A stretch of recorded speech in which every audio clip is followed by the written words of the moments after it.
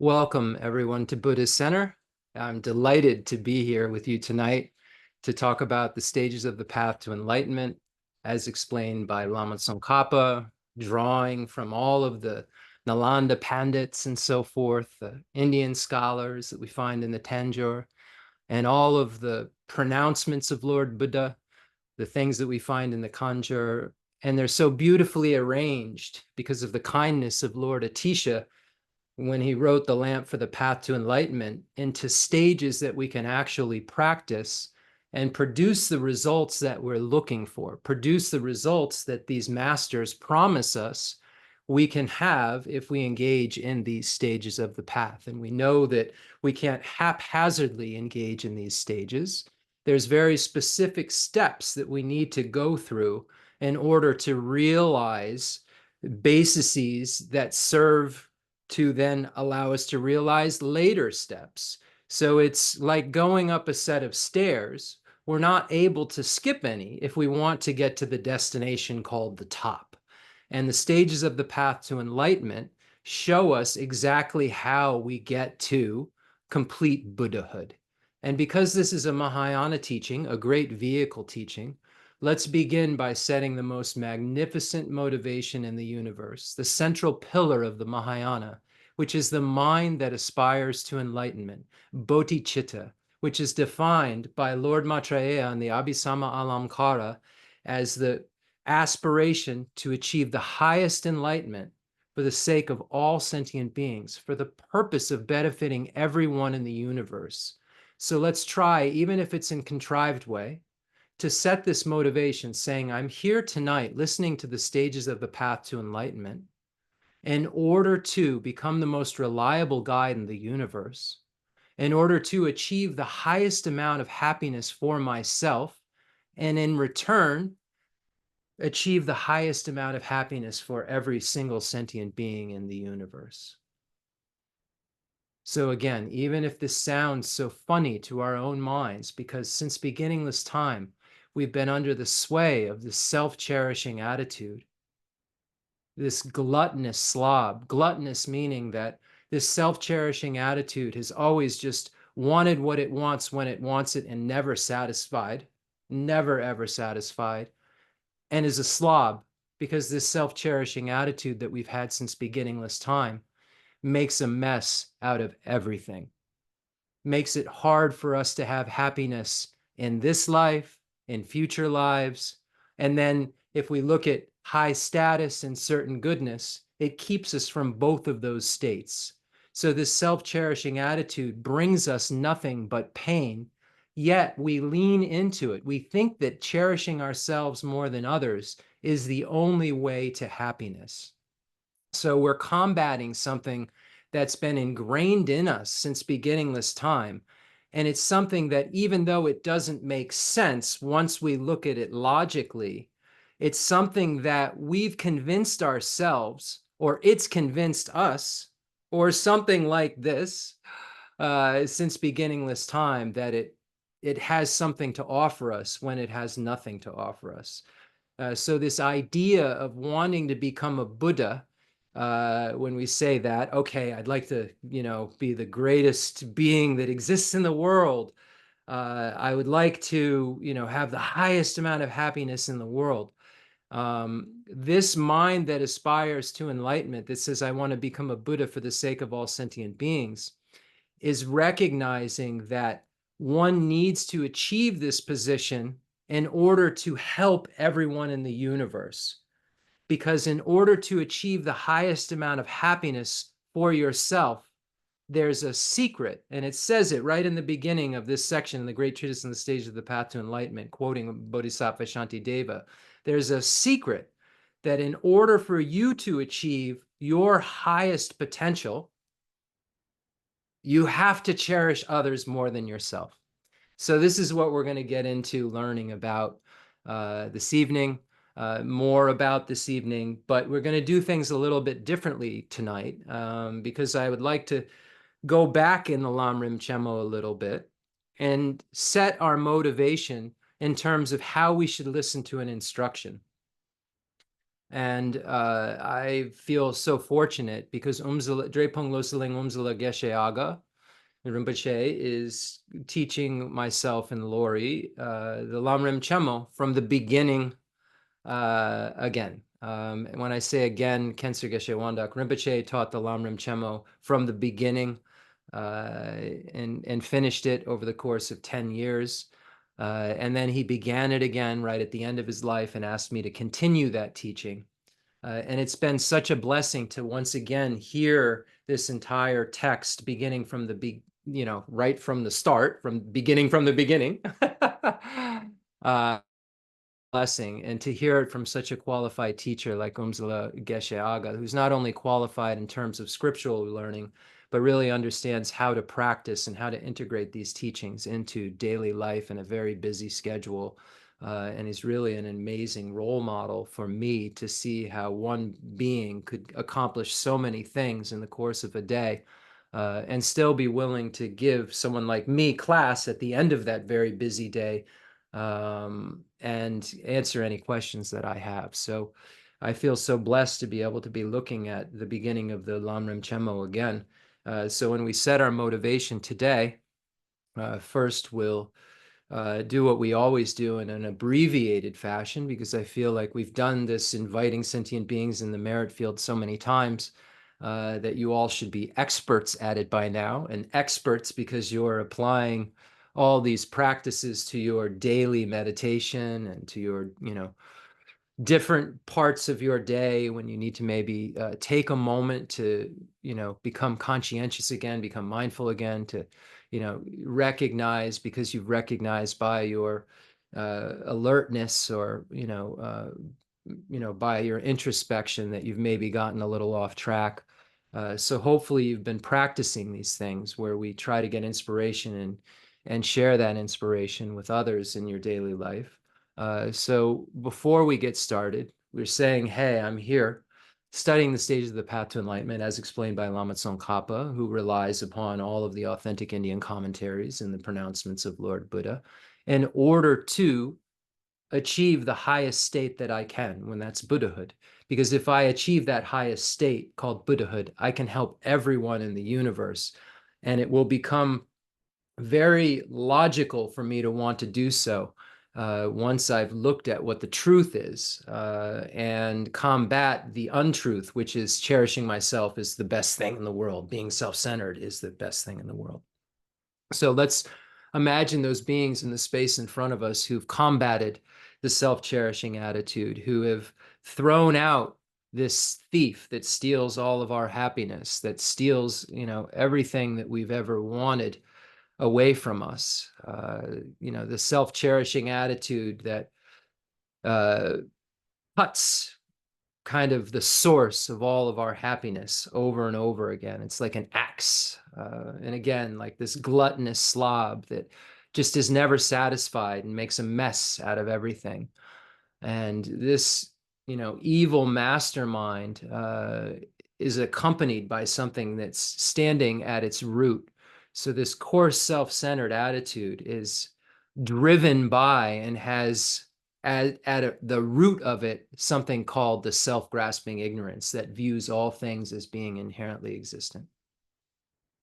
So these beings who are in the space in front of us, these enlightened beings, have figured out a way to no longer have things appear as intrinsically existent or apprehend them as being intrinsically existent. So these beings have figured out how to, have their appearances tally with reality, the Buddhas 24/7. And we 24/7 have appearances that don't tally with reality. And in dependence upon these appearances not tallying with reality, that we don't know don't tally with reality, that we buy into wholeheartedly, we believe that we intrinsically exist, I intrinsically exist, mine intrinsically exists, and the object of mine intrinsically exists. So I believe that myself of person intrinsically exists. If I believe you're my partner, I believe that the object of mine, which is a person, intrinsically exists. And when I look at what the object of mine is, and I look at my hand, I think that it intrinsically exists. And then I decide that based upon this, when we're looking at the view of the perishable collection, it's basically about me in particular and mine, objects which I consider mine. When I look at this thing that's created, called by ignorance, this idea that I intrinsically exist, mine intrinsically exist, objects of mine intrinsically exist, then it makes sense. If I think that my hand intrinsically exists and I intrinsically exist and mine intrinsically exists, then it would make sense, because I'm me, I'm intrinsically existent me, to cherish myself more than I cherish you, because you are intrinsically existent other, right? And I'm intrinsically existent me. And that belief in this mode of existence that neither one of us has causes me to go crazy, basically. Causes me to disregard your needs and put mine in front of yours. And as a result, because we've learned all about this for months now, as a result, I'm unhappy, even though I'm trying my best to be happy by stepping on your head to get to happiness. I'm working my hardest. I'm putting so much effort into getting to happiness. But because I'm stepping on your head to get to happiness, I'll never get there, because happiness is achieved by cherishing others. When we look at all of the miseries in the world, according to Bodhisattva Shantideva, they come from cherishing ourselves. And when we look at all the happiness in the world, it comes from cherishing others. The Buddhists cherish others, Bodhisattvas cherish others, we cherish ourselves. Look at the difference. Look at our experiential difference. Look at the fact that we suffer, the Buddhas don't suffer. We have, no happiness really, and the Buddhas have only happiness that's uncontaminated. And when I say we have no happiness, really, all of our happiness is contaminated and the suffering of change. So when we recognize this, it puts a little shock into us and says that, okay, if this is true, let's, suppose this is true, what I'm saying, then how do we get rid of self-cherishing attitude? How do we get rid of self-grasping ignorance? And there's right now we're studying equalizing and exchanging self with others practice, passed down from Buddha Shakyamuni to Arya Manjushri and down through Arya Nagarjuna and Bodhisattva Shantideva. We're studying that right now. And in that practice, we, kind of implicitly in it, secretly, we learn about the lack of intrinsic existence of ourselves and others. And that helps us to equalize self and others.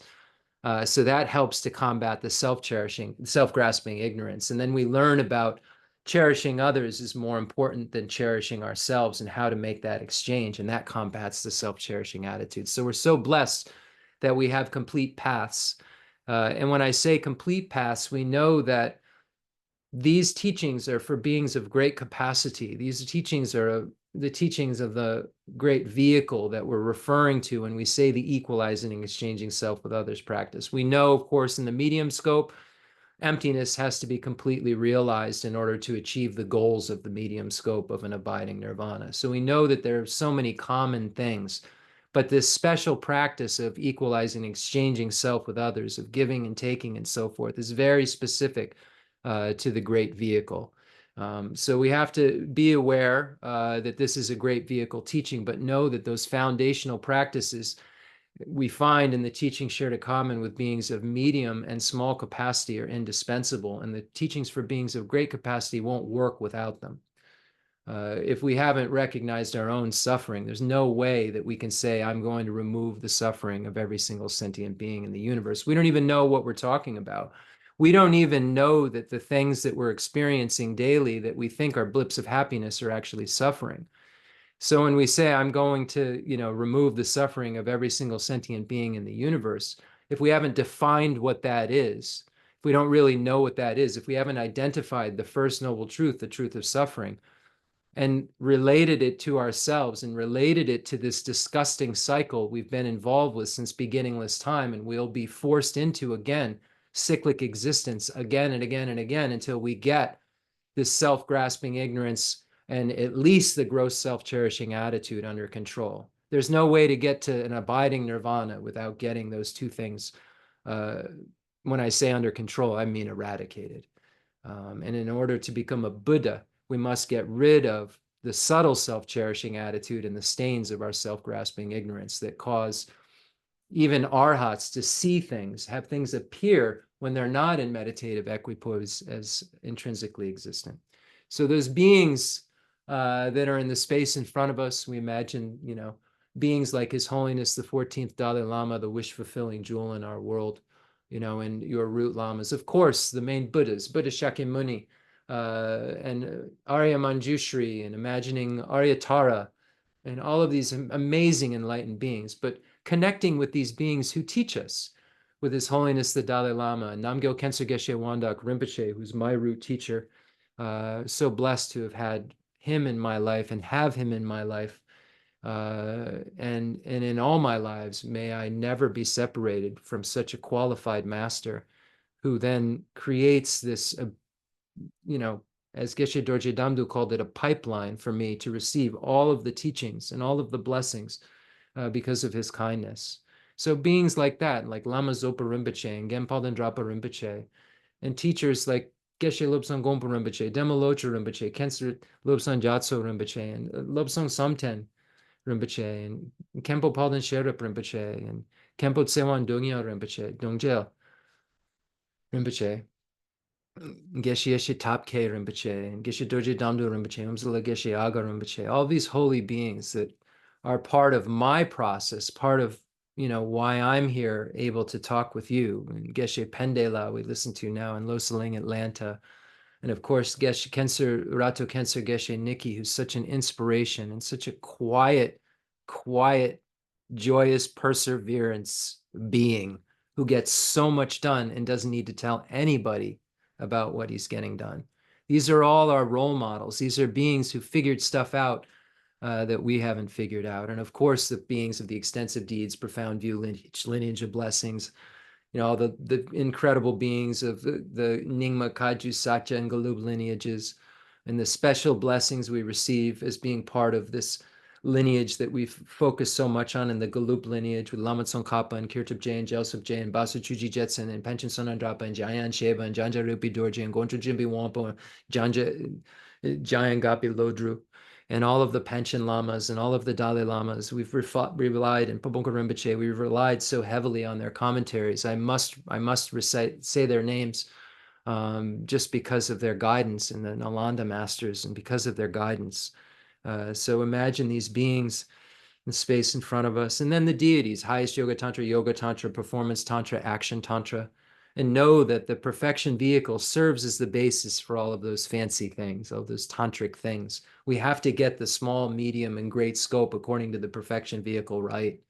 Tantrayana is the resultant vehicle. You use the result on the path, but it assumes that you understand emptiness and you understand that you are a bodhisattva, and you've decided that I can't wait to become a Buddha. I must be there as quick as possible because sentient beings are suffering. It's not because it's neat. It's because sentient beings are suffering, and it's the only way I can get there quick enough to be the most reliable guide for them. So it's so important that we sort this stuff out and understand the stages of the path in sequence, because if we don't do them in sequence, they won't work. We won't get where we want to go. If we don't, if I want to get from my house to a specific destination, if I don't drive on the roads that are exactly the ones that get there, you can't skip when you're driving. If you think about it, you can't jump over to here. Cars don't jump over to there. You need the really specific road. And the Buddhist path is no different. There's no skipping. There's no jumping. It's like a car when you need to drive somewhere. Like you can't go 50 miles forward, 25 miles back. I mean, you could, but I don't know. You just wouldn't be, how would you get there? You would never get where you were trying to go. I think it just makes logical sense. So it's so important for us to rely on these stages of the path, because when we think of these enlightened beings in the space in front of us, that's what they did. That's exactly what they did. They didn't have a shortcut. If it looked like they had a shorter path because of some special namtar, some liberation life story that you've read, it means that they put in so much work in their previous lives, And that you read about these kids that are born, like, and having teachings, like people that you hear these short, swift path texts about. They're beings that when they were like 7 were receiving direct teachings from Manjushri because in their previous life they had done so much work. They weren't like me, like, oh, I went to high school and like didn't, I couldn't stand history class. They weren't like me. Yeah, they were receiving teachings from Arya Manjushri when they were like 7 and writing, things and giving advice to, geshes. So let's be careful when we think, oh, we don't really need to follow the stages of the path. Because I read this book that says, like, oh, you just don't need to debate. You don't need to study. Too many books is just too much of a mess in my head. And I won't really be able to get to meditation. You won't know what to meditate on if you don't have an extensive amount of learning. If you don't have an extensive amount of learning, when you start meditating, you'll get it wrong. You'll mistake realizations, things that aren't realizations for realizations. You'll think you'll have realized something. You'll, have body sensations that occur and think that maybe you've even gotten enlightened. And Buddha's prior 2 teachers before becoming enlightened thought they were enlightened because of concentration levels that were blissful. Remember this, Buddha left them. Buddha left them because he knew they hadn't cut the root of cyclic existence, which is ignorance. So it's important for us to know that. And the way that we cut the root of cyclic existence, since beginningless time, we've been thrust into rebirth, no control, no control whatsoever over it. It's just we've been doing actions, and those actions have caused results, and we've had different mental states at times of death, and they've thrust us into, results that we've, created the causes of that were concordant with maybe 1,000,000 lifetimes before. And it's just like been like chaos going on. And we've been thinking I'm this, and I think I'm a rat, and I think I'm a hell being, and I think I'm a God, and I think I'm a Jeff, and I think I'm a Bob, and I think I'm a Mary. And I'm just thrust into all of these things out of my control. And I keep taking these identities on and thinking it's me and keep trying to be happy in these identities. And I can't possibly be happy because I've not been going about it in a way that gets rid of ignorance that causes unhappiness. And I haven't been going about it in a way that gets rid of the self-cherishing attitude that causes unhappiness. So therefore, I've just been unhappy in all of these states of being where I've labeled myself as this or that in dependence upon the 4 or 5 aggregates that I've been thrust into that I think are mine. Yeah, and then we're off to the races, right? So anybody who's studied this philosophy can see that Buddhism isn't just a wild out there concept. It's logic and reasoning, step by step. It's results that are discoverable by you and by me, not by something out there that says it's discoverable and just have faith. You try this, you listen to these teachings, you put this into practice and see if this discovery that Buddha says is there is discoverable. And you will discover the teaching shared in common with beings of small capacity, then discover the teaching shared in common with beings of medium capacity, then discover the teachings for beings of great capacity. It's our only hope. It's the only order. And the teachings for beings of great capacity have the Mahayana perfection vehicle and the tantric vehicle. It's the Vajrayana is not a separate thing. It's Mahayana. Mahayana has 2 divisions: perfection vehicle, tantric vehicle. Perfection vehicle, Vajrayana. This is the tantric path, the perfection path, under the Mahayana umbrella. So the perfection vehicle is in common. There's so many in common teachings the tantric vehicle has with the perfection vehicle. We say the teachings shared in common with beings of small capacity because these teachings are in common with the medium and great scope. The teachings shared in common with beings of medium capacity because these teachings are shared in common with the medium scope. The teachings for beings of great capacity have this common practice of the medium scope. And likewise, the tantric vehicle has the teaching shared in common with beings in the perfection vehicle, practices of the perfection vehicle. So it's really important that we recognize this. So imagine those beings who've figured that out, who've gone in the right order, and have achieved a state that we would love to achieve, because every day we just want happiness, want to be free from suffering, and we never seem to get it. Now imagine, we said at the beginning of this class, even if it was in a contrived way, let's say I become a Buddha for the sake of all sentient beings. So let's then share this with all sentient beings. We have all of the Buddhas we're imagining in space in front of us. Imagine that you bring every single sentient being here in the universe to be able to experience the same thing you're experiencing. Beings looking into your eyes with immense loving kindness, just like a mother looks at her only child. So this is what we say when someone has bodhicitta or someone has great compassion. They're looking at every single sentient being in the universe like a mother would at her only child. And this is how the Buddhas are looking at all sentient beings. And imagine that you experience this and every single sentient being around you experiences this. Bring your friends, bring strangers, bring those people you find difficult. And know that you can't leave any being out. You cannot miss any being if you want to become a Buddha. You cannot have bias. You can't decide that someone being a difficult person, someone being your enemy, makes it so that you don't love them and don't have compassion for them. And I don't mean the love that we're mixed up about. I mean the love that says, I want you to have happiness and I want you to be free from suffering. We have to develop that relationship with every being in the universe, hell, hungry ghost, animal, human, demigods, gods. It is a big, big group. We don't, we say 8 billion human beings, like we, because it's some number we heard on the news or something. Like we could even imagine that many beings and the varieties of all these sufferings that beings, we kind of think everybody's living like we are. And then we see it's almost like a cartoon when we see war ravaged things or we see terrible things going on until it's your reality, until it's my reality, which could come at any moment. Yet we feel so secure and safe. But then we have our brothers and sisters who felt so secure and safe in other places that I know of, that suddenly they weren't so secure and safe. And remember that we're all in this state of uncertainty at all times. And this is why samsara is so disgusting. We're just one condition away from another karmic arisal that is a disaster for us. And this is how we're all living. Every single sentient being's living. And the Buddha's, every misery in the universe is caused by cherishing ourselves. All the happiness in the universe is caused by cherishing others. The beings in front of us are so happy.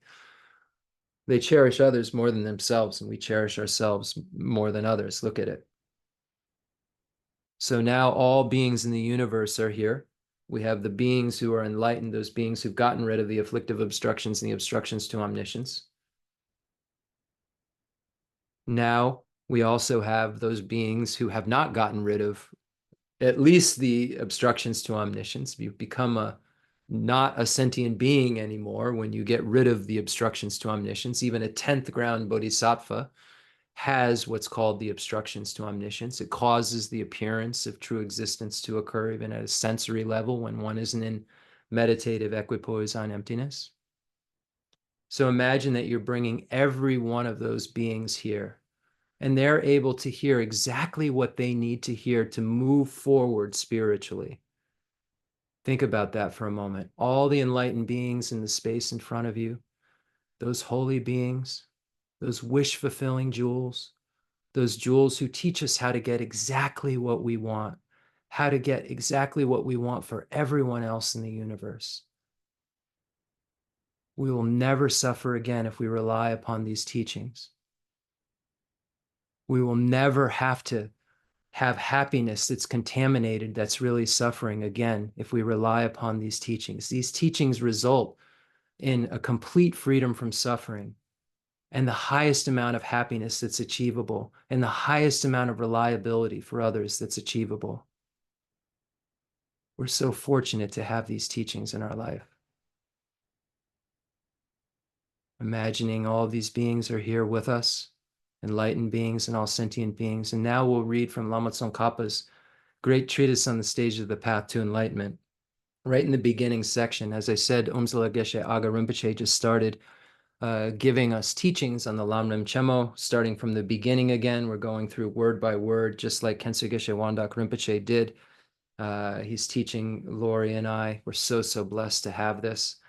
And we recently went over, when we look at the great treatise on the stage of the path to enlightenment, as you all hopefully know, It first begins by dividing into 4 different categories, explaining it according to the Vikramalashila tradition, where it shows the greatness of the author, the greatness of the teaching, how to listen to and explain the instructions, and then how to guide students through the actual stages of practice, how to guide students through the stages. So we have the greatness of the teaching's author. Of course, we go over all the biographies of Lord Atisha, and the greatness of the teaching. We show the 4 greatnesses of the lamp for the path to enlightenment in this tradition, where it allows us to see that all teachings are free of contradiction. We can understand that everything's an instruction for practice, easily understand what the Buddha came to teach us, and not actually engage in the great wrongdoing of abandoning the teachings. So that's the second category. And the third category is how to listen to and explain the teachings, these teachings that are so great, that were taught by someone so great. How would we listen to these and how would we explain these? And I found that the 6 attitudes that are presented in the Lam Rinpoche are so important that I wanted to start tonight's class by setting our motivation related to these 6 attitudes. And it's really important for us to remember that the beginning of the Lam Rim is so important as a foundation. And there's so many jewels in there. And I find that so many people move forward. They love the 2nd edition. Some dare to love the 3rd edition. But the 1st edition, a lot of people just kind of read it once and say, I kind of know this, right? I get it. And there's so much material in here that's necessary to get 100% beyond the shadow of a doubt if we want to get the latter information. So these attitudes of how we listen to a teaching, I found extremely profound. I've read this, so many times. I don't want to make a number up, but so many times. And when Umse was teaching it the other day, it was just hitting me just how profound it is. And because I don't have clairvoyance, I can only go by what's helpful to me. I don't know exactly what's helpful to you. This is my handicap. But if you're similar to me, as Bodhisattva Shantideva says in the beginning of the Bodhicharya Avatara, in the 1st chapter, if you're a similar lot as me, maybe this will be helpful for you. I don't have any special skill, at giving, an instruction. So hopefully, based on, what I find is helpful, I can share it, and then you'll find it helpful. And I find that I see everybody keeps coming, so there must be something of value that you're getting from this. So I rejoice in that fact. So there's 6 ideas, and it's just thinking of yourself as a sick person. And there's a quote from Bodhisattva Shantideva's Guide from the Bodhisattva's Way of Life. You'll probably remember it. We did it a long time ago, 2 weeks ago, when we did the 2nd chapter. We read this quote, and then here Lama Tsongkhapa uses it as how we kind of frame our first idea. So this is under the section of how we should actually listen to a teaching. So you're here listening to a teaching tonight. The teaching's on the stages of the path to enlightenment. Specifically, we're in the section of the great scope, specifically in the section on aspiring bodhicitta, specifically in the section on equalizing and exchanging self with others. We went over the 7-point cause and effect for over a year. So we've really getting to know this material so intimately.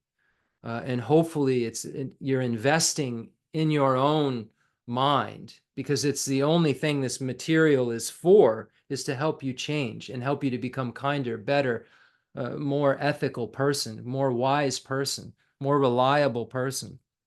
So the first idea that we should have when we're attending a teaching is that we should think of ourselves like we're sick. Okay, so this is kind of a strange thing to say, right? Oh, you should think of yourself as being a sick person. So there's going to be a bunch of sense made out of this. What are you sick with? What do you mean I'm sick? I'm not sick. So this is maybe the first thing you say. I'm about to tell you you're ill, and I'm going to tell you you're mentally ill, and so forth. So you're going to say to yourself, no, I'm not. I have nothing wrong with me. Okay, so when you sit down, in front of your teacher and you're about to hear a teaching and you set your motivation, you should think of yourself as a sick person. What does that mean? Okay. Since you must, so this is from Bodhisattva Shantideva's Guide to the Bodhisattva's Way of Life, chapter 2. Since you must follow a doctor's advice, even when stricken by ordinary illness, what need is there to mention those who are constantly stricken with the illness of so many faults, attachment, and the like? Okay, so now we're talking about afflictions. I have an afflicted mind. An afflicted mind comes from, at the root, very, very root, we find self-grasping ignorance. We find an idea that things exist in a way that they actually don't. And if I'm believing in something that's not true, I believe something that doesn't exist exists, that's a little kooky.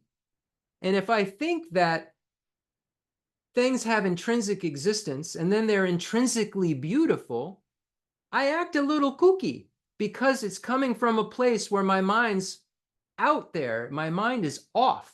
My mind is apprehending things incorrectly.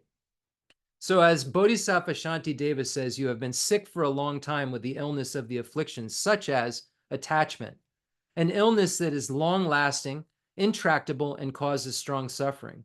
Therefore, you must recognize this to be your situation. Gamapa said that if you were not in fact sick, then meditating on a sick condition would be misguided. However, stricken with the virulent and chronic disease of the three mental poisons, attachment, aversion, and ignorance, we're extremely sick, but we are completely unaware we are ill. So here, this is why when we look at the Four Noble Truths, we look at the first noble truth, the Buddha stated, this is the superior truth of suffering.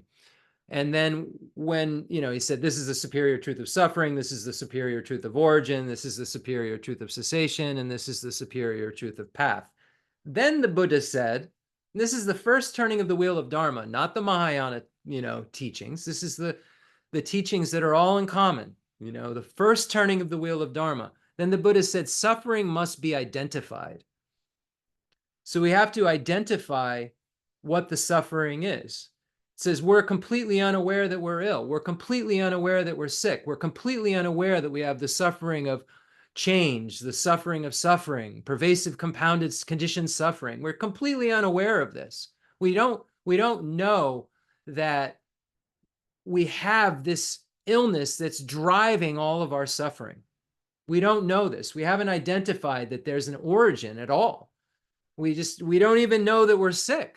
We think that contaminated happiness is happiness, when it's actually the suffering of change when we investigate it. So it says we're completely unaware we're ill.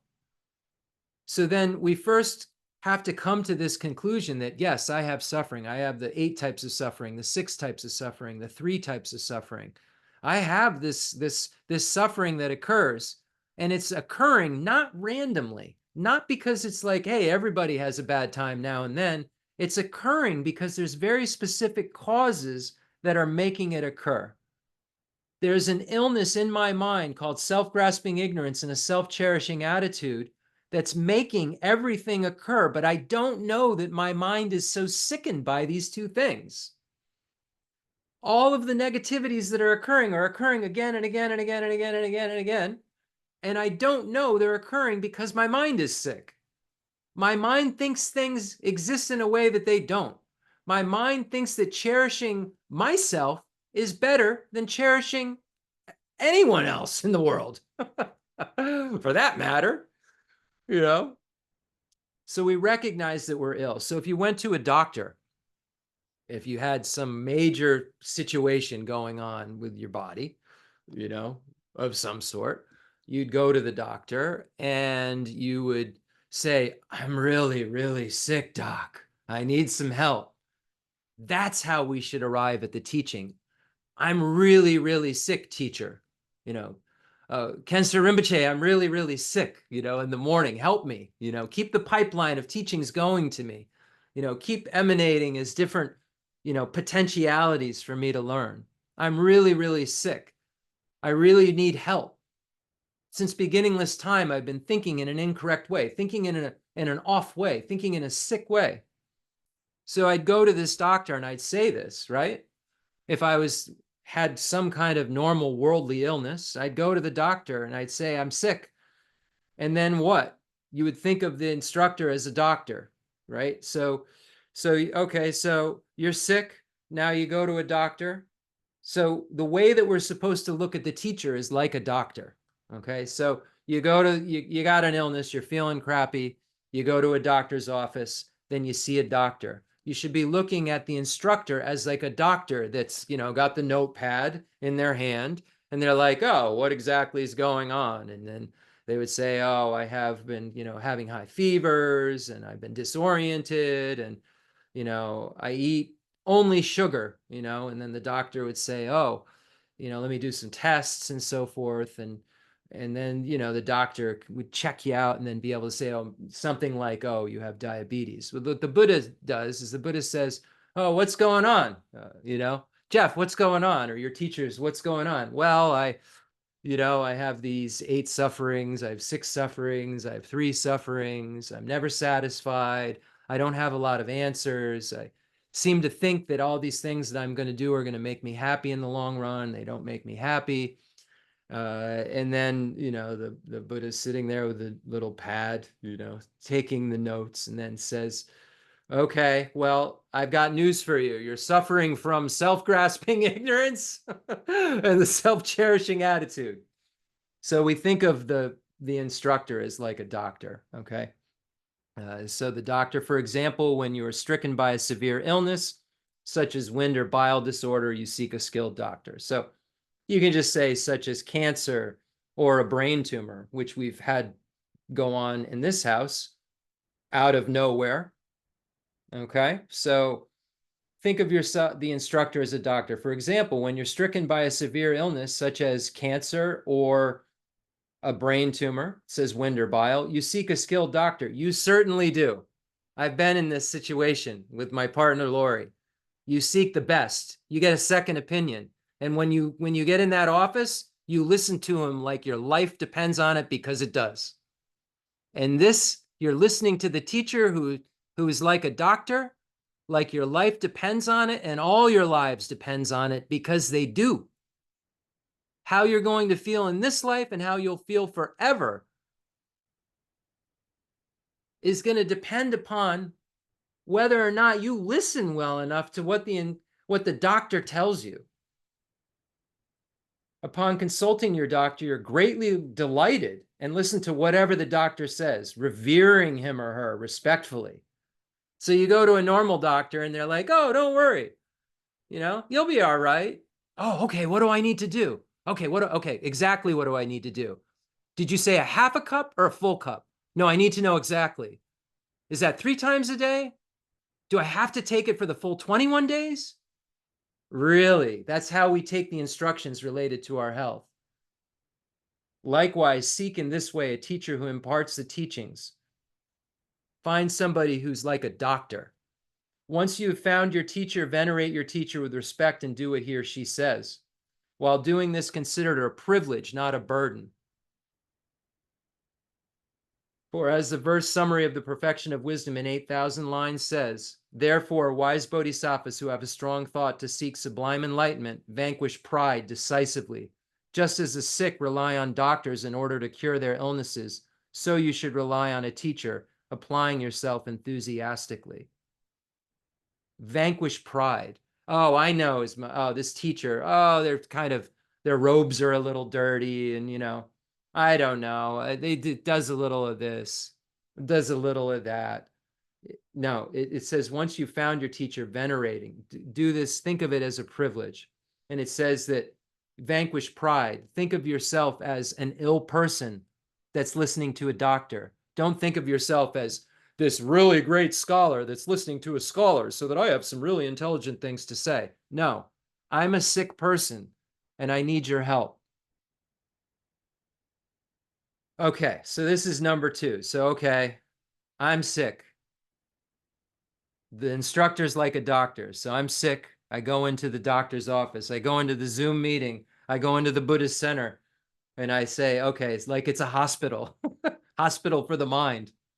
I need a hospital for my mind. Oh, we've got a doctor here, a perfect doctor. Khensur Geshe Wangdak, a perfect doctor. Yeah, just tell them what's going on. Tell them what's going on, and you'll be okay. So then number 3 is to think of the instructor's explications as medicine. So what I'm listening to, these are my orders. These are my medicine. They're not going to give me a pill to take. They're going to give me something that I need to do that'll make it so that I can clean my mind up and feel good without a pill. How I can make my mind feel bliss all the time without bliss-making pills. Yeah. Or without numb pills, right? So think of the instructor's explications as medicine, just as a sick person has a high regard for the medicine prescribed by a doctor. Oh, thank you so much, doctor. Oh my gosh, I thought I was going to die. I thought I was going to suffer more, but now you've given me medicine. All we do is suffer day and night, and the Buddha comes with the instructions for us to never suffer again, and we're like, yeah, I got some of it. I got enough of it to talk about with my friends, so I sound smart at least. Our self-cherishing attitudes it really is this gluttonous slob, never satisfied and makes a mess of things.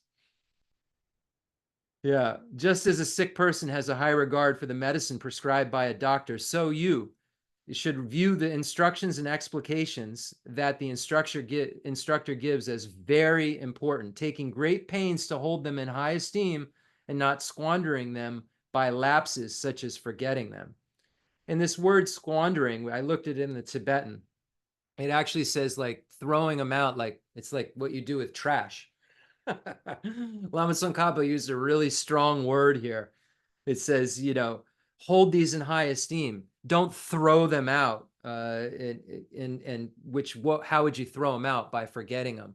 And right before this section, we go over the faults of the 3 pots. An overturned pot, like not listening to the teaching at all. You can't pour anything in an overturned pot. If you're not listening, you don't have anything go in. Or the kind of fault of the pot that's got contamination in it. You come in, you can't pour anything into it and have it be potable. You can't drink it if it's contaminated, if that's your kind of pot. If the pot that you have is one that you want to have water in that you're going to drink out of, we'll call it that. So if you come in with all these ideas and you're checking and you think this is wrong and you think that you're better and you've heard these other teachings and you're mixing it in, you're contaminating your nectar, and you're going to drink it and it's going to be nice and sour and disgusting, and you won't have anything to take into your analysis and meditation because you'll just be mixed up. And you also don't want to come with the leaky pot, and that's what it's talking about here. If you have a leaky pot, you pour the water in, you wait 15 minutes or so, you take a sip, so everything seems like it's okay, but then like a half hour later you go to take a sip and there's nothing left. That's what it's like, throwing it out. You threw all your water out. You were so thirsty and you threw it all out because you didn't check your vessel. You squandered it. You needed that water. That water was going to sustain you and you threw it out. You didn't think it was important enough to hold on to. You didn't revise it. After the teaching, you didn't go back and kind of look at it or to think about it. You didn't go back the next day. It didn't matter enough to you because you want to be unhappy. You want to suffer. Because the self-cherishing attitude will only give that to you. Self-grasping ignorance will only give that to you. So by not relying on the opposites, we just get those. And it's a free. I mean, we're free. I mean, who knows? Will we continue to be able to be free to suffer? Okay. Yeah. All right. Number 4. So we're thinking that these teachings are like medicine. So we know that when we look at refuge, we say the Buddha's like a doctor. We say that the Dharma is like the medicine and that the Sangha is like nurses that help us and guide us. And these are all kind of go together, all of these teachings, when you're looking at these different points that are made. And they all relate to the, 4 Noble Truths and everything. So it's amazing when you look at all the different quotes in the Lamrim Chemo. And you see how they all have connectivity, how they all help us to build upon this foundation that's necessary for us to become complete Buddhas. So it's really amazing. So we recognize that we're ill, we look for the cure, and then we, find out that there is one. We look for the cause of the illness, we find out that there is a way to be free from it, and then we figure out what the cure is exactly, and that's the medicine. So now we think of earnest practice as the way to cure the disease. So how do we take the medicine? So I said it's not a pill. It'd be if you could just go to the Buddhist center, they give you a pill, take the pill, take it with the water, and then that was it. That would be fine. But that's not the case with this problem that we have. This isn't addressed with a pill. Think of earnest practice. This is addressed with earnest practice. Sick persons know that their illness cannot be cured without taking the medicine prescribed by the doctor. So when someone's really sick, it's obvious. I got to take the medicine. It's not even a question. It's not like, I don't know. It's like, I didn't take my medicine. No. You're taking your medicine like right away, depending on what your sickness is. I've had various ones, and I needed the medicine. When I was in the condition, I didn't forget, oh, there's a cure. Let me just put the cure off for a little while. No, smart people don't do that. They then it says they get the medicine. They say sick persons know that their illness can't be cured without medicine prescribed, so they take it. Likewise, earnestly engage in practice after you have seen that you can't vanquish such afflictions as attachment without putting into practice the instructions given by the instructor. Do not devote yourself just to piling up words in great numbers without engaging in practice. Moreover, 1 or 2 doses of medicine won't do anything at all for lepers who have lost their hands and feet. So it's like a disease of leprosy. It is so bad that the leper has lost both their hands and their feet. I mean, it's at this advanced level. And for them to think, oh, I could just take 1 or 2 doses of medicine and that'll be fine. It wouldn't be possible. This is something that has to be treated every day for a very, very, very long time. If you have tuberculosis, you have to take antibiotics for like 6 months. Here's another example, and you can't miss any of your doses. And if you miss your doses, you might make it so that you can never get rid of your disease. Similarly, to put the meaning of the instruction into practice just once or twice is insufficient for us who from beginningless time have been stricken with the virulent illness of the afflictions. Therefore, analyze with discerning wisdom the entirety of every aspect of the path and make effort that is like a river's current. Not that stops and goes, a river's current just keeps going. We know Khensur Geshe Wangdak Rinpoche. I see a bunch of you on who know Khensur Geshe Wangdak Rinpoche. We know that he always said, practice like a river. Just keep it flowing slowly, slowly, slowly. Don't make it suddenly rough. Don't make it, make sure it's just like a steady stream that's always going, steady river that's always going, and the river doesn't stop. So it's important that we act like that with our practice. Our minds are constant from Chandra Goman's praise of confession. Master Chandra Goman's praise of confession. Our minds are constantly confused. We have been ill for a very long time. What is achieved by lepers who have lost their arms and legs and only occasionally take medicine? Thus, the idea of yourself as a sick person is extremely important. For if you have this idea, the other ideas will follow. This is so key. If you have this idea, the other ideas will follow. Hey, I need to do something about this. Like things like I need to get out of cyclic existence, ideas like I need to become a Buddha for the sake of all sentient beings. However, if the idea is mere words, then you will not put the meaning of the instructions into practice in order to clear away the afflictions, and you will have been merely listening to these instructions. This is like sick persons who seek out a doctor. If they apply themselves only to getting the medicine prescribed, so like you go down to the pharmacy, you pick up your medicine, you got it in a bag on the table, but not to taking it, they will not be freed from their illness. So you've got the tuberculosis, you've got all the antibiotics, all these different things that you need. It's like a cocktail for tuberculosis. You go to the pharmacy, you pick it up, you're so psyched, you've been diagnosed, there's a cure, and then you leave the bag of medicine on the table. That's how sick we are. That's how crazy we are. We meet these teachings, we meet this nectar, and we say, it's pretty good. It's extremely important because we won't put it into practice if we don't. This is like sick persons who seek out a doctor. If they apply themselves only to getting the medicines prescribed but not taking it, they'll not be freed. So now we have a quote from the great sutra called the King of Concentration Sutras. Some people are ill, their bodies tormented for many years. There's not even temporary relief, afflicted with illness for a very long time. They then seek a doctor in search of a cure. Searching about again and again, they at last find a physician with skill and knowledge. Treating the patients with compassion, the doctor gives medicine, saying, "Here, take this.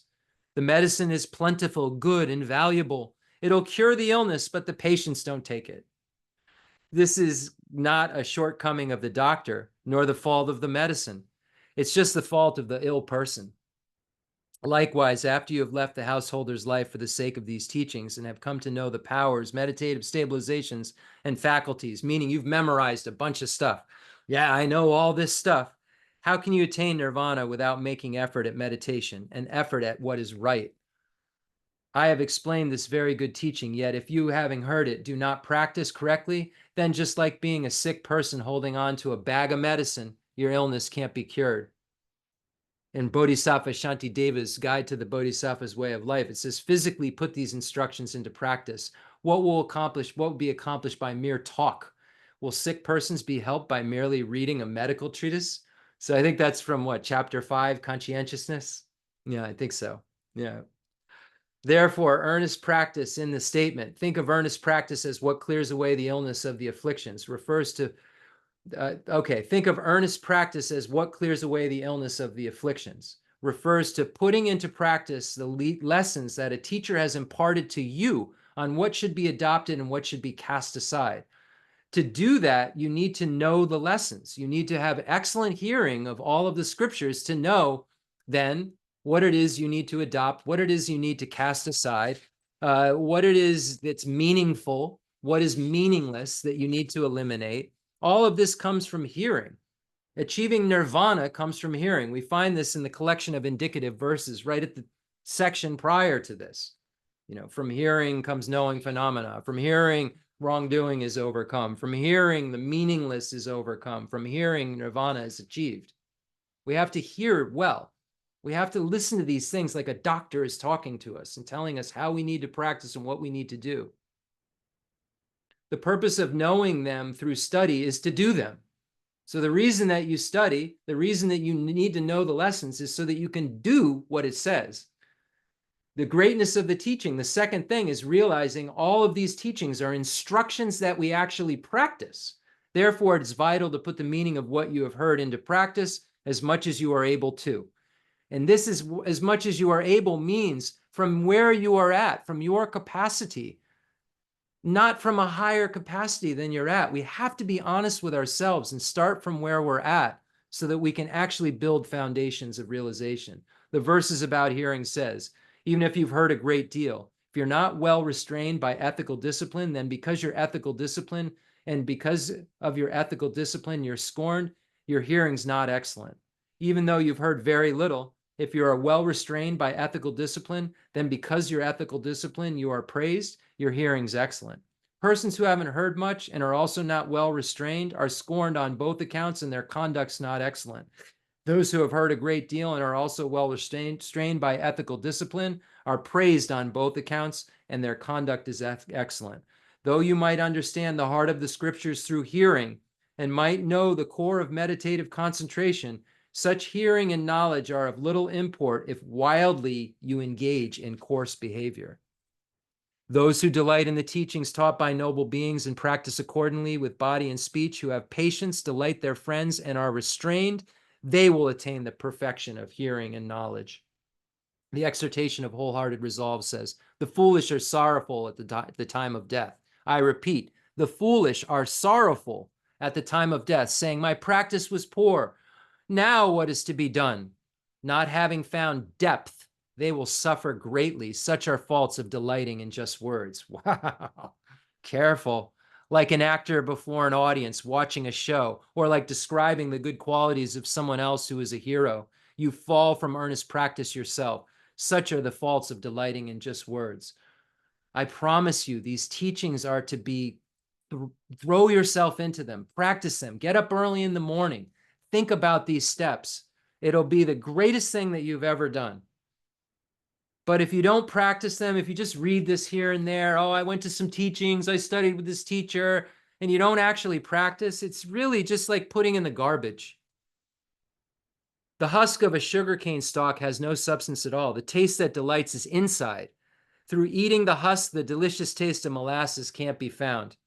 Just as it is with the husk, so it is with the words. The taste is in contemplating the meaning. Therefore, give up delighting in just words. Always be conscientious and reflect on the meaning. We have to have the wisdom arisen from hearing, then the wisdom arisen from contemplation. We have to do something with the teaching. The scriptural doctrine is what we realize. There's not something separate. These are all instructions to practice. So we have to do it, as it says here. Always be conscientious. Number 5, think of the Tathagatas as excellent beings. Develop respect by remembering the one who set forth the teaching, the Bhagavan Buddha. So you develop this great reverence. The Buddha has these excellent qualities of body, speech, mind, and enlightened activities. The 30 major marks, the 32 major marks, the 80 minor marks, all of these incredible perfection of caring for others, the perfection of knowing reality and diversity, just so many excellent qualities. And we just make our minds know that the most excellent being in the universe is the one thus gone to bliss. And number 6 is wishing that the teaching will endure for a long time. And then this makes us responsible. How wonderful if, in dependence upon studying these teachings, the conqueror's teachings would remain in this world for a long time. What we're doing right now is making the conqueror's teachings remain in the world. Furthermore, when you explain or hear the teachings, if your mind and teachings remain separate, then whatever is explained will be inconsequential. Hence, listen in such a way that you determine how these teachings apply to your mind. For example, when you want to find out whether or not there is a smudge, dirt, or whatever on your face, you look in a mirror and then remove it, whatever is there. Similarly, when you listen to the teachings, your faults, such as misconduct and attachment, appear in the mirror of the teachings, the mirror of the Dharma. At that time, you regret that your mind has become like this, and you then work to clear away faults. Hold on, I have to prove I'm not a robot. I don't think a robot could do this. I don't think a robot has lineage. I test a robot. I'd play, if we're talking about this sort of stuff, I'll play chess, like they play chess with the AI and the chess guy won. I'll go against AI any day of the week with what Khensur Rinpoche taught me, because I've AI'd some things about Madhyamaka philosophy, and the robots don't know it yet. Not well enough. So we really require a live teacher who's actually, I see people even on Facebook saying they're AIing meditation paths and courses. That's crazy when we have these great texts and we have all these teachers like Geshe Dorji Damdul Rinpoche, Umse Geshe Agha Rinpoche, Geshe Yeshe Tapke Rinpoche, again, Palden Drapa Rinpoche in our world. It's embarrassing if we're AIing how to actually meditate and we have these great teachers in our world. Hence, listen in such a way that you determine how these teachings apply to your mind. For example, removing the dirt, and like the mirror of the Dharma. And it says, at that time, you regret your mind has become like this, and then you work to clear away these faults and establish good qualities. Hence, you must train in the teachings. So the Jatakamala, the garland of birth stories, are Loponari Ashura's text about the previous lives of Buddha. When I see the form of my misconduct clear in the mirror of the teachings, I develop a feeling of regret and turn my mind towards the teachings. When this statement, Suddhasa requested the prince Sutasoma to bestow the teachings. Thereupon, the Bodhisattva prince, knowing Sudasa's state of mind, that is, knowing that Suddhasa became suitable for hearing the teachings, gave him the teachings. In brief, developed the spirit of enlightenment, thinking, for the sake of all living beings, I will attain Buddhahood. In order to attain this, I must train in its causes. For this, I must know these causes. For this, it is evident that I must hear the teachings. Therefore, I will listen to the teachings. I found that so fitting for what we're doing right now, just to kind of bring us back to reality, bring us back to how important it is what we're doing. bring us back to the idea that, yeah, we're talking about bodhicitta, we're talking about developing the spirit of enlightenment, but I must train in its causes if I want to develop that. And what are those causes? It begins from hearing an immense amount of information about what bodhicitta is. And in order to make that make any sense, we needed an immense amount of information about what the small and medium scope are. So, we're good people. If you're here, you want to change, you want to be kind. You don't want to engage in negativity, I'm guessing. Maybe I'm totally off. Maybe you're just like, hey, if I hear what this guy says, I can become famous like him and have 4 or 5 students, 7 or 8 students. No, I don't think that's why you're here. I don't think that that's the case. I'm joking about the numbers of students, but obviously I'm not doing this because I want fame. I'm not doing this because I want money. I'm not doing this because I want a gift, I'm doing this because I found it so beneficial for myself. And I'm slowly buying into the idea that cherishing others is a good idea. And I would like to share this gift that I've been given with others. And so I say this like we're good people. We have these ideals. We want to be kind. But unfortunately, life has, its ups and downs, and we meet with so many obstacles and difficulties, and it becomes impossible with the difficulties and the difficult people. It becomes impossible for us to actually live up to our ideals. It becomes impossible for us to be the kind people that we want to be. It becomes impossible for us to be the patient people that we want to be.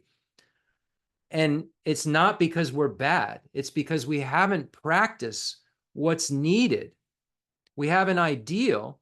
Hey, I'd like to become a Buddha, but that doesn't mean that today I'm not going to become frustrated. Do you see what I'm saying? We haven't practiced the things to stop the frustration. We haven't practiced the things that will allow us to handle adversity and turn it into the path. And that's what these Lojong teachings, the mind training teachings, are about. They're about learning how to take adverse circumstances that we're going to run into. This is samsara, it's not heaven. We're going to have adverse circumstances. How to make, when we meet with them, how to turn that into a path. When I meet with someone who I would normally yell at because they yelled at me, how to see them like a mother would her only child. And then that discrimination is going to change the way I feel inside and react and change my future lives and probably change how the whole thing goes down in this life. So we see that we start to have tools that allow us to be more sensible and to be more realistic, tools that allow us to remain like a piece of wood. So we open up enough space for us to be able to react in a way that's beneficial for ourselves and others. And these tricks that we're learning were passed down from Buddha Shakyamuni to Arya Manjushri and Arya Nagarjuna and Bodhisattva Shantideva down through Lama Tselingpa. And mostly these tricks we're talking about in the equalizing and exchanging self with others practice were passed down from mouth to ear of disciple in an oral tradition, not in large public mass teachings.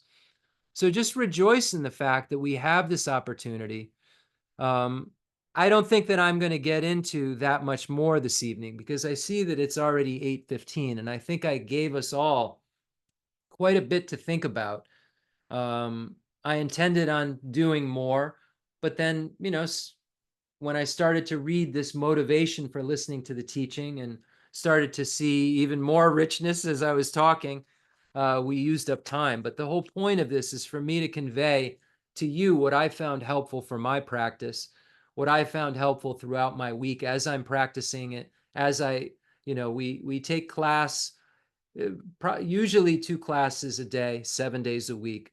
And it's not for any other reason than that I want to move closer to freedom from suffering and closer to complete reliability. And I hope that you all do too, because we have a guidebook that's so clear that shows us exactly how to do it. And we'll eventually be able to, our ideals will be able to be met because we'll have tools to meet them. It's like saying, oh, I want to be a kinder, gentler person, but I don't have any blueprint to get there, but I'm told I should be. So ready, go. Okay, Jeff, be kinder, be gentler. Blah, blah, blah, blah, blah. What are you saying? Maybe you can do it for a minute. No, I'm a Buddhist. I'm being kinder. I'm being gentler. But if you don't have some real specific sharp tools, you're eventually going to cave and not know how to convert every circumstance, every difficulty into some sort of understanding that enhances your realization of the Lam Rim. And I encourage, beg, I would say, all of you, there's a lot of teachings out there. Find out what the Lam Rim is. Find out what the stages of the path to enlightenment are. Find out what Lord Atisha came to talk about in Tibet in the 11th century. Find out what these masters in the Nyingma, Kagyu, Sakya, and Gelugpa tradition talked about, what Atisha talked about, Lord Atisha talked about. And you'll find just a wealth of nectar, jewels that actually are worth something, that actually are worth something, because these jewels will purchase you infinite happiness instead of being the other kinds of jewels, are just kind of like the bait that keep you in cyclic existence, thinking, oh, maybe I could do this. Maybe I could do this. Oh, now I got some money. And I remember one Geshe saying, like, some of these really famous rich people make the best practitioners because they've already tried everything and recognized that it doesn't work. And you and I think we just need another $10,000. Okay. So thank you so much for listening. Let's do the dedications. And you know what I'm going to do first, though, before we dedicate, just to remove any obstacles that we may have created. Let's read the Heart Sutra. I've never, ever did a teaching where we didn't read the Heart Sutra. Rinpoche never did a teaching where he didn't read the Heart Sutra. So we'll read the Heart Sutra just as a cause to kind of, we've been talking about the ripening paths. And now the Heart Sutra talks about the liberating path, which is the wisdom realizing emptiness. The fact that everything in the universe lacks intrinsic existence, lacks objective existence, doesn't exist right within the object in terms of its establishment. That the imputed object and the basis of designation are mutually exclusive, but that doesn't mean that things don't exist. These are all like tough, fancy things that I'm saying, but they mean so much. And if you study, when you hear these words, you'll know what they mean, and you'll know how it causes you to go crazy by thinking that things intrinsically exist. And you'll know when you study how this belief in things intrinsically existing causes inappropriate attention. And this whole kind of domino effect then causes us to become attached and run at things that we think we need and push away and punch things that we don't like. So if we can figure out what the Heart Sutra is talking about, if we can figure out what it means that things don't intrinsically exist, but they do exist subjectively, then we can cool off kind of our mind, and we'll eventually make it so it's only just cool and peaceful. So we'll read the Heart Sutra, and then we'll do the dedications and so forth, and a concluding mandala offering. The Sutra of the Heart of Transcendent Knowledge. Thus have I heard, once the Blessed One was dwelling in Rajagriha at Vulture Peak Mountain, together with a great gathering of the Sangha of monks and a great gathering of the Sangha of Bodhisattvas. At that time, the Blessed One entered the Samadhi that expresses the Dharma called profound illumination. At the same time, noble Avalokiteshvara, the Bodhisattva Mahasattva, while practicing the profound Prajaparamita, saw in this way. He saw the five skandhas to be empty of nature. Then, through the power of the Buddha, Venerable Shariputra said to noble Avalokiteshvara, the Bodhisattva Mahasattva, how should a son or daughter of noble family train who wishes to practice the profound Prajaparamita? Addressed in this way, noble Avalokiteshvara, the Bodhisattva Mahasattva said to Venerable Shariputra, O Shariputra, a son or daughter of noble family who wishes to practice the profound Prajaparamita should see in this way. Seeing the five skandhas to be empty of nature, form is emptiness. Emptiness also is form. Emptiness is no other than form. Form is no other than emptiness. In the same way, feeling, perception, formation, and consciousness are emptiness. Thus, Shariputra, all dharmas are emptiness. There are no characteristics. There is no birth and no cessation. There is no impurity, no purity. There is no decrease, no increase. Therefore, Shariputra, in emptiness, there is no form, no feeling, no perception, no formation, no consciousness, no eye, no ear, no nose, no tongue, no body, no mind, no appearance, no sound, no smell, no taste, no touch, no dharmas.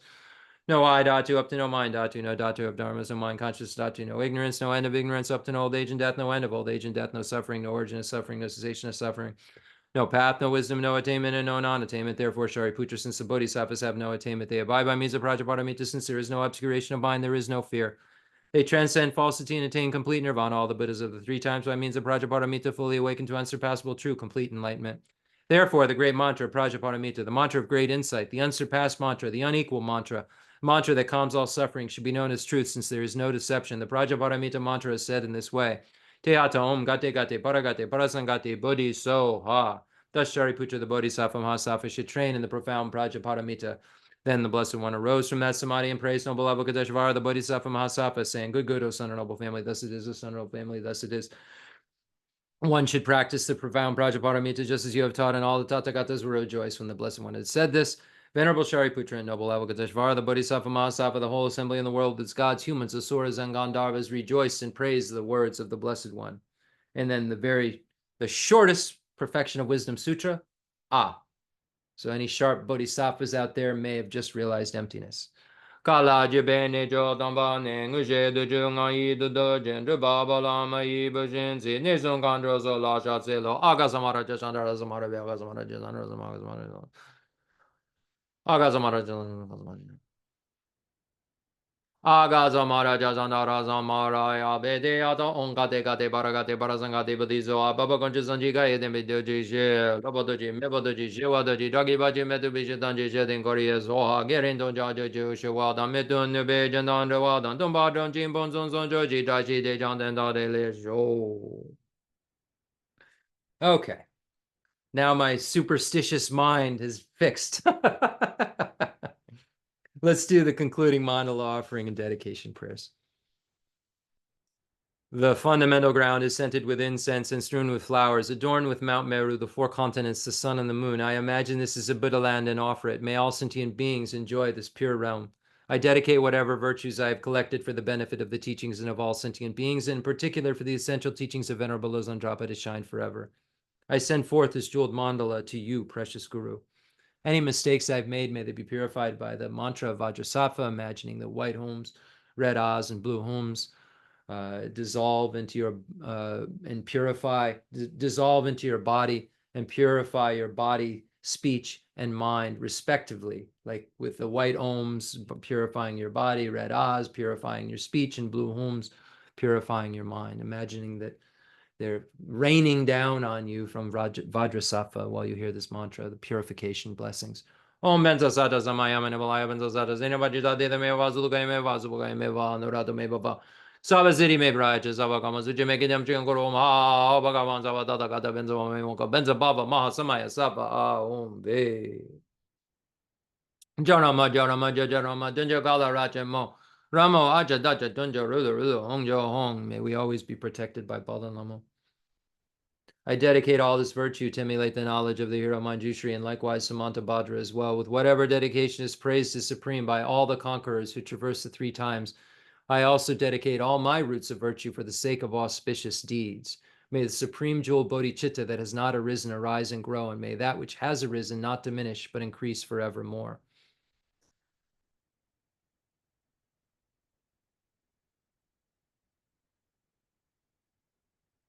Through this virtuous action, may I quickly attain the state of a Guru Buddha and lead every being without exception into that enlightened state. In all my lives, may I never be separated from my perfect lamas. May I bask in the glory of the Dharma. May I fulfill perfectly every good quality of every level and path, and reach then quickly the place where I become myself, the one who holds the diamond. From my two collections as vast as space that I have amassed from working with effort at this practice for a great length of time, may I become the chief leading Buddha for all those whose wisdom's eye is blinded by ignorance. That's from the final Lamrim dedication prayer. In the heavenly realm of Tibet, surrounded by a chain of snow mountains, you are the source of all happiness and help for beings, all-powerful. Chenrezi, Tenzin Gyatso, please remain until samsara ends. And then we have a prayer of supplication to Namgyal Khensur Geshe Wangdak Rinpoche, called the Complex Yogi Poses as a Simple Monk. Homage to Namgyal Khensur Geshe Wangdak Rinpoche. our precious spiritual friend who's inseparable from Aryatara. I fully prostrate, covering as many atoms of the earth as possible to your pure body, speech, mind, and enlightened activities. I offer to you drinking water, bathing water, flowers, incense, candles, scented water, food, and music purified by Om, Ah, Om, Om, Ah, Om, Om, Ah, Om. The rarity of having 1 million wish-fulfilling gems is a common occurrence compared to meeting with a holy teacher like you. Place the complete path to Buddhahood in our childlike hands. Just like Lord Atisha, who came to Tibet with a lamp to dispel the darkness of ignorance, you, kind abbot, arrived in the West with a lineage purer than a diamond and begged us never to be satisfied with partial instructions. Teachings of the extensive deeds and profound view lineages flowed from your lips like nectar for our ears that elucidated the teachings for beings of three capacities. Now that sound has stopped. All composite things are impermanent. You told us that all of your teachers passed away and understood the sadness in treating us to continue our studies. The Buddha does not wash away the negativities of beings, nor does he remove their miseries by his hands. His spiritual realizations are not transferred to them. It is by teaching the truth of suchness that beings are liberated. We are not prepared to take this difficult journey to the highest goodness of Buddhahood without your continued guidance. Sadness in our hearts would be too overwhelming. May you swiftly return to this world and take care of us in all of our lives, wherever we may be, never leaving our hearts and crowns. May all sentient beings perfectly realize renunciation, bodhicitta, and the correct view of emptiness, so they know who you really are. Thank you so much, everybody. As our teachers told us, they begged us not to be satisfied with partial instructions. And the full instructions, complete instructions, systematic instructions are the only kind of instructions that will allow us to know what it is we need to do, as Lama Tsongkhapa says in this text. Thank you, everyone. I'll see you next week. And we'll get back on reading Bodhisattva Shantideva's chapter 4. And then we'll get into Lama Tsongkhapa's text on equalizing and exchanging self with others. So I hope you found this beneficial, and we'll see you next time. Thanks.